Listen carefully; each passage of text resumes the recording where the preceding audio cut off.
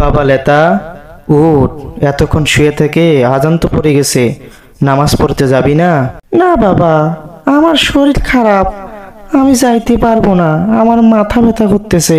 আগের মানুষ বলতো মানুষের নাকি 3 হাত, তাই আজ প্রমাণ পেলাম মানুষের 2টা হাত আর একটা হচ্ছে অজুহাত।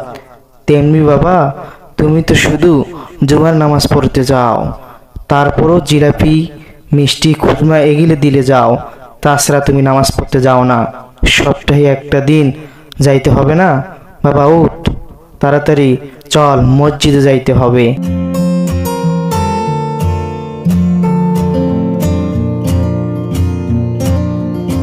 এরপর তার দাদু আসলো। হ্যাঁ রে নাতি, মসজিদে যাবি না নামাজ পড়তে? উঠ, নাহলে তোর আব্বু খেতে দিবে না, তোকে খাওয়া দেওয়ার জন্য নিষেধ করেছে।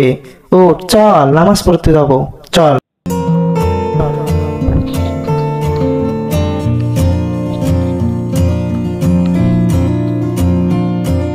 হ্যালো আঙ্কেল, লেতা কই? লেতা তো শুয়ে আছে, তার নাকি মাথা ঘুরতেছে, তাকে খারাপ লাগতেছে, তাই সে নামাজ পড়তে যাবে না। আচ্ছা তাই, তাহলে আমি একটু তার সাথে দেখা করব।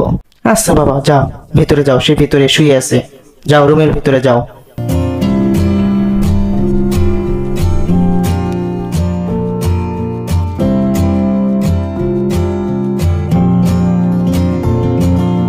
কে বন্ধু, তুই এখন শুয়ে আছিস? মসজিদে যাবি না? চল। আরে বন্ধু, আমার মাথা ব্যথা করতেছে, ভালো লাগতেছে না, এই জন্য শুয়ে আছি। বন্ধু শোন, একটা সুখবর আছে। কি খবর জানিস? আজকে মসজিদে তো বিরিয়ানি দিবে। ও আচ্ছা তাই, তাহলে তো যাইতে হবে। দাঁড়াও, আমি বন্ধুদের আগে ফোন দিয়ে নেই।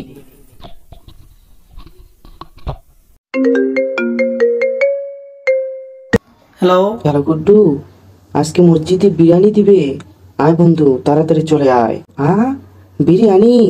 আচ্ছা আচ্ছা, ওয়েট কর, আমি যাইতেছি বন্ধু, আমি মসজিদে যাইতেছি নামাজ পড়তে। কেন, তোর নাকি মন খারাপ, মাথা ব্যথা, তোকে নাকি ভালো লাগতেছে না, আবার মসজিদে যাওয়ার জন্য বাইরে হয়েছিস?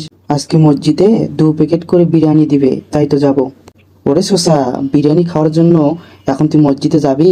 আব্বু, ফ্রি জিনিস সবাই তো খাইতে চায়, তাই আমিও যাইতেছি বন্ধুদের সাথে।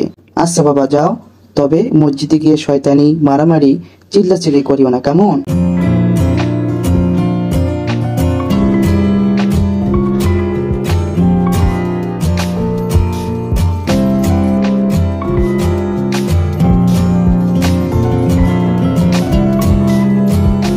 বন্ধুরা শোনো, এখানে আমরা থাকবো, সবাই এক এক করে নিয়ে যাব বিরিয়ানি।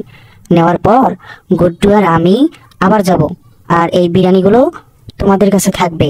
আমরা আবার যাব, নিয়ে এসে আবার তোমাদের কাছে জমা দিব, আবার যাব, এইভাবে আমরা নিতে থাকবো, কেমন? শোন বন্ধু, আগে তো খুতবা হবে, তারপর নামাজ হবে, তারপর বিরিয়ানি দিবে, তার আগে আমরা আচ্ছা নাও সবাই আমরা দৌড়াদৌড়ি করে খেলি। এই ফাজিল ঘর, এই তোরা কে রে? তোদেরকে কে পাঠিয়ে দিয়েছে রে? তোরা এখানে দৌড়াদৌড়ি করতেছিস? এই মসজিদ থেকে বাইরে হয়ে যাও, চলে যাও এখান থেকে। আদম সাহেব থামেন, বাচ্চাদের ধাওয়া দেন কেন?